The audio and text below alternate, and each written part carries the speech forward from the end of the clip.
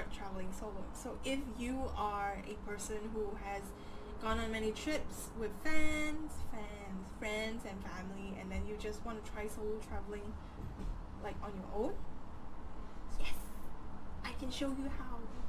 Okay, I have three very easy ways. Okay, so I have three types of solo trips that are great for first timers. I mean, the thing about solo traveling is you don't have to jump in like right to the very deep end of the pool. For me, when I did my first trip, it was in China, and then I'm gonna just talk about it. So the first thing you can do, like the great first time solo trips, is go on a group tour where you sign up on your own, and then there's a tour guide who brings you around, and then you meet people as well in a group. That counts as a solo trip, okay? That counts, okay? That is where you like take your baby steps. I took my baby steps in such a tour group as well.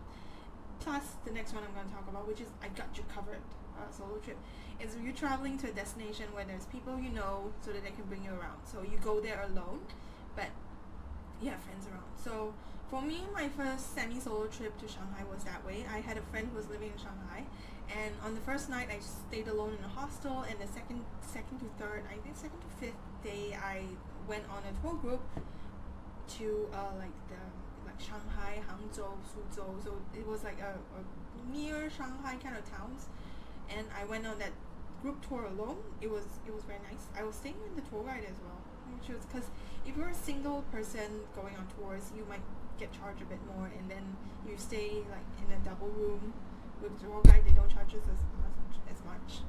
And also the second point is that I got you covered is where, let's see, how was I going to say this? Yes, so where is a place where you know someone. So you go alone, and your friend brings you around, and when your friend's like working, you can go explore on your own, and kind of feels like a solo trip, even though it's not full like boom solo trip, but it's a good start, okay? And then there is 100% trip where you go alone, but you go to a familiar place, okay? You travel to a place you have been before, and you know like the hotels you've stayed before, so you go there alone and try to experience like how it is like to travel alone. So these are the three like really great ways for first time solo travelers to try out. You know, I would say it's like the baby, like, what do you call those, like the things where you put babies in and try walking around, and there's wheels, baby trainers. Is that baby trainer? Oh, baby trainers are shoes, I think. Yeah, so it's you don't have to tell people that it's your first solo trip. You know, you don't, because some people think that your first solo trip they have to do something amazing like quit the job, travel around the world. No, you don't have to. You just take baby steps. Just don't stress yourself out too much, okay? Because I don't want you to stress out.